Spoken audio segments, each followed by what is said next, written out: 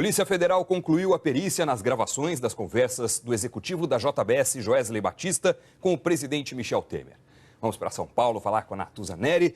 Oi, Natuza, boa noite. Os investigadores da PF apontaram que a gravação não foi adulterada. Exatamente, Doni.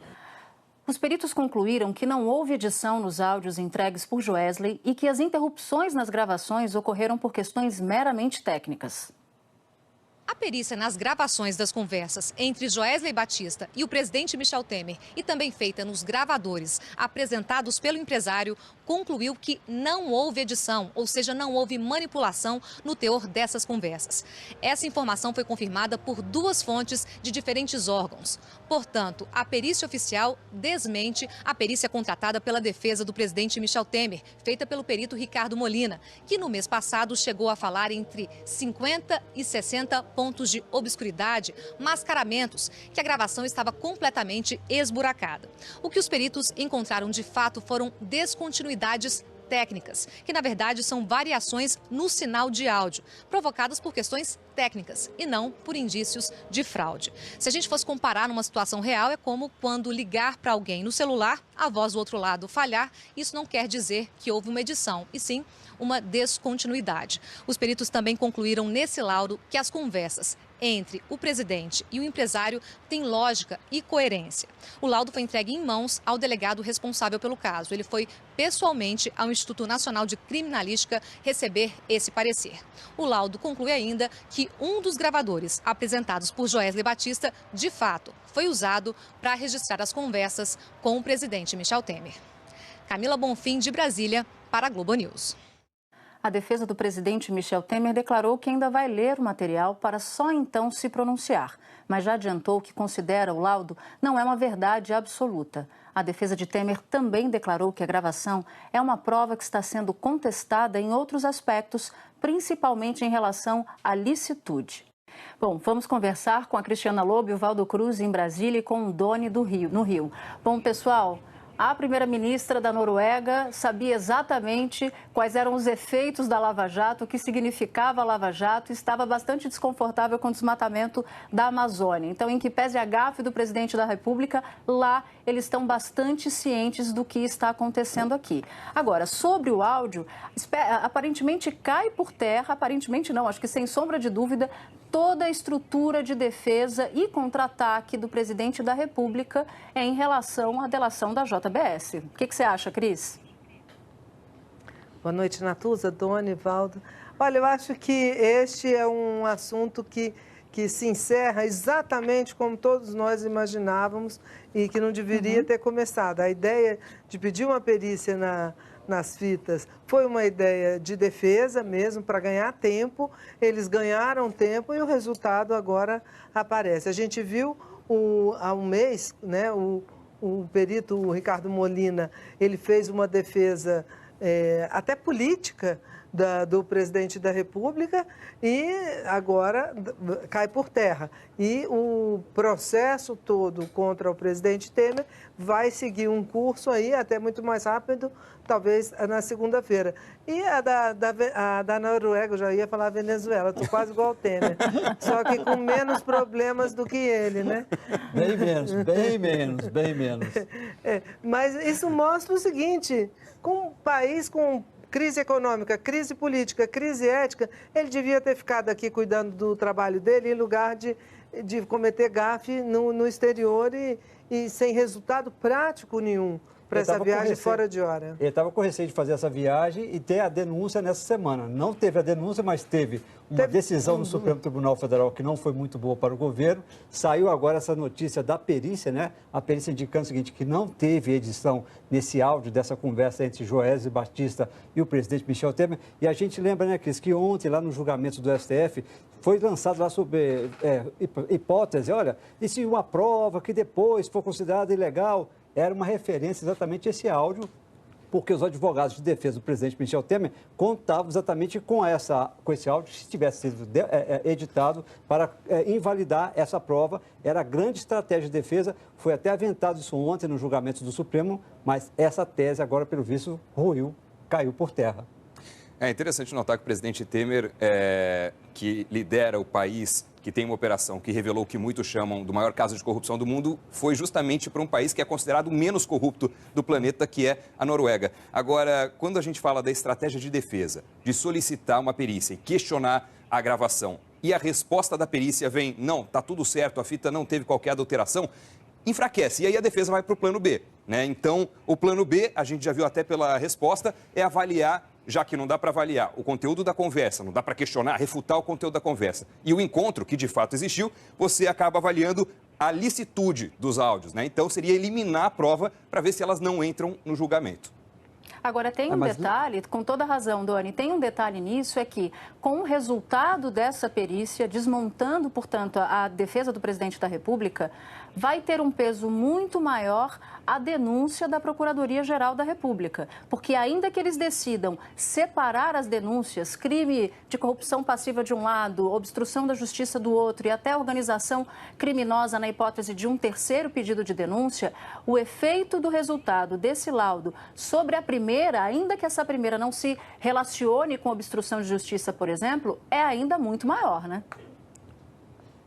E cai um argumento para a base aliada, né? Tinha muito deputado lá sendo instruído a defender o presidente Michel Temer, lembrando, olha, esse áudio dessa conversa com o Joesley Batista foi editado, era uma grande arma de defesa do presidente Michel Temer lá dentro do Congresso Nacional, onde a gente sabe vai ter que ser votada a denúncia, né? O procurador apresenta a denúncia ao Supremo Tribunal Federal e depois ela vai para a Câmara dos Deputados. E na Câmara dos Deputados já estava todo mundo usando isso como argumento e contavam com isso. Até o advogado do presidente Michel Temer, Antônio Cláudio Maris de Oliveira, já disse o seguinte, olha, se o áudio for considerado ok, sem problema de edição, é um dado ruim para a defesa do presidente Michel Temer. Isso o próprio advogado do presidente admitindo que esse dado agora se confirma que não teve uma edição, prejudica um pouco a estratégia de defesa do presidente Michel Temer, Cris. O próprio não ajudou a defesa dele, porque se ele estava na conversa, falou, sabe o que falou e sabe o que ouviu e está achando que foi editado sem estar editado, é uma coisa que a gente não pode imaginar o que estava. Tem uma informação extra, né, que estão falando que tem alguns trechos da fita eram inaudíveis, né? Não eram capazes de compreender exatamente. Parece que a PF agora conseguiu ouvir exatamente aquilo. Pode piorar, portanto. Bom, enquanto São João faz o Nordeste encher de gente e o Congresso esvaziar de parlamentar, a gente tem muita notícia ao longo dessa semana. Chegou o nosso balanço da semana. Vamos chamar o nosso time balanço da semana, que hoje está uma espécie de red carpet, né? Natuza elegantérrima hoje aqui no Jornal das 10. E eu deixo você começar, então, Natuza, com o seu destaque. Bom, Doni, a semana começou com o presidente da República. Quer dizer, começou não, quase no fim da semana. Ele não conseguiu anular a delação premiada da JBS. Levou uma chamada da primeira-ministra da Noruega nos quesitos corrupção e desmatamento da Amazônia e termina a semana com essa notícia do laudo. Portanto, o escudo antiaéreo, Doni, do presidente da República está enguiçadíssimo. Eu destaco para a semana a decisão que ainda não está tomada pelo Supremo Tribunal Federal, mas está indicada, de que as delações premiadas seguem. Edson Fachin segue relator e a forma de delação premiada, de homologação também. Isso quer dizer uma preservação grande da Lava Jato que dá a tranquilidade para quem vai delatar, para quem homologa e de resto para os brasileiros, né? E foi uma semana que começou quente com a entrevista de Joesley Batista disparando sua metralhadora giratória para tudo quanto é gente, né? Inclusive atingindo bastante o presidente Michel Temer, que foi para a Rússia, foi para a Noruega, deixou Brasília pegando fogo, lembrando que acabou sofrendo uma derrota na reforma trabalhista naquela votação da Comissão de Assuntos Sociais. Levou uma derrota e pode sofrer novas derrotas, tanto que decidiu começar a retaliar ali os aliados que são considerados traidores ali do governo da base aliada, João. Olha, realmente você teve uma semana para o presidente pior impossível, né? Porque você tem claramente uma complicação interna aqui. Olha, está fazendo uma afirmação que pode se desmentir. Pode ser desmentida a semana que vem, Porque tudo piora nesse país, é impressionante. Mas até essa semana passada, não. A semana que vem é possível. Essa semana Porque você tem uma perda de sustentação interna, um desgaste interno muito grande, e você faz uma viagem internacional e tem problemas a enfrentar lá. Realmente, essa situação que ele enfrentou na Noruega não é brincadeira. Para uma chefe de Estado tratar o visitante daquela maneira dá uma ideia de como o Brasil já está sendo visto no exterior. Nós estamos perdendo realmente importância, perdendo proeminência, então a situação realmente ficou muito complicada sobre esse aspecto. E para apimentar mesmo, ainda teve na hora da carne ainda, né? A suspensão da importação de carne. Pois é, que é também um problema de imagem do Brasil, né? Problemas criados aqui, a Operação Carne Fraca revelou corrupção no sistema de fiscalização, agora você tem uma discussão, o problema é a vacina, não é a vacina, mas a vacina também é um problema nosso, se ela não estiver bem, é um problema para a gente corrigir. E você tem essa questão dos Estados Unidos, que realmente o grau de preocupação do governo, do Ministério da Agricultura com isso é muito maior do que se revela, porque realmente, se não conseguir reverter isso, você tem uma piora geral no quadro de exportação de carne. João, corroborando uma coisa que a Cris falou, que é essa pior semana, mas a semana pode ser pior, a semana termina aí com um ingrediente para a semana que vem, sinalizando com o ministro Edson Fachin encaminhando o inquérito da Polícia Federal para a Procuradoria-Geral da República. Ele marcou a data da denúncia. Deve ser na próxima terça-feira, o procurador pode fazer aquela denúncia ao Supremo Tribunal Federal e aí o clima aqui em Brasília vai esquentar muito mais. Valdo, você destacou agora há pouco a entrevista do Joesley a uma revista que gerou uma baita repercussão, falando que a metralhadora estava giratória, estava mesmo, muita gente levou tiro demais, mas dizem que alguns levaram tiros de menos, e isso chamou a atenção também na entrevista. Não só os citados, mas aqueles citados de forma muito corriqueira, muito passageira, quase como se fossem desconhecidos dessa empresa e desse empresário que cresceu absurdamente muito em um período bastante específico também da história brasileira.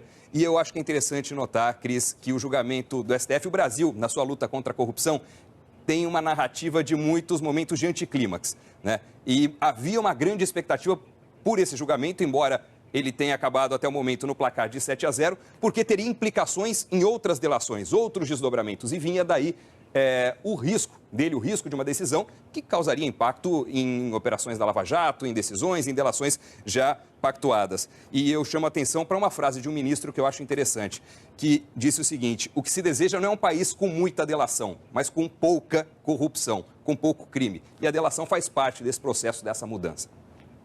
Exatamente. É isso, pessoal. A gente tem mais 30 segundos. Cris, quer completar?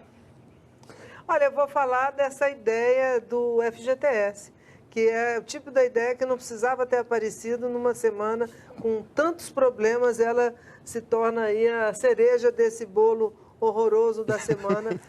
Mas teve uma notícia boa essa semana, sabe qual que é? A inflação, segundo o relatório do Banco Central, pode fechar o ano em 3,8, que é um dado, né, João? Exato. Até isso, Valdo, tem uma coisa interessante, que é um dado positivo, trazer essa inflação para baixo custou muito sacrifício e o benefício não vai ser tanto assim por conta de todos esses problemas que a gente listou aqui.